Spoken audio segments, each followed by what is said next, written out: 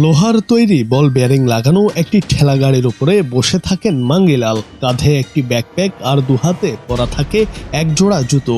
সেগুলোতে ভর দিয়েই ভারতের ইন্দোর শহরের ব্যস্ত সারাফা বাজারের অলিগলি চষে বেড়ান।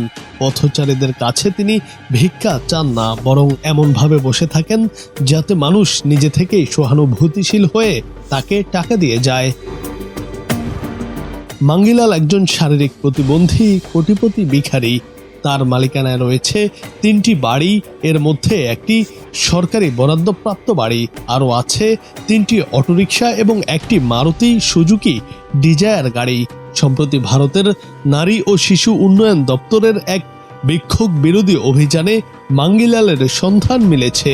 ইন্দোরকে বিক্ষোভমুক্ত শহর হিসেবে গড়ে তোলার লক্ষ্যে চলমান অভিযানের অংশ হিসেবে শনিবার গভীর রাতে উদ্ধারকারী দল মাঙ্গিলালকে আটক করে।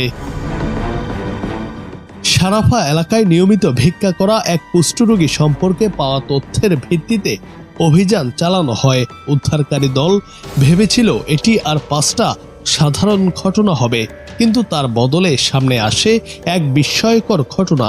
বছরের পর বছর ধরে নীরব ভিক্ষার কৌশলে পারদর্শী হয়ে উঠেছিলেন মাঙ্গিলাল। তিনি কখনো হাত পাতেননি, শুধু নিজের লোহার গাড়িতে বসে থাকতেন। বাকিটা করত মানুষের সহানুভূতি। স্বেচ্ছায় দান করত সবাই।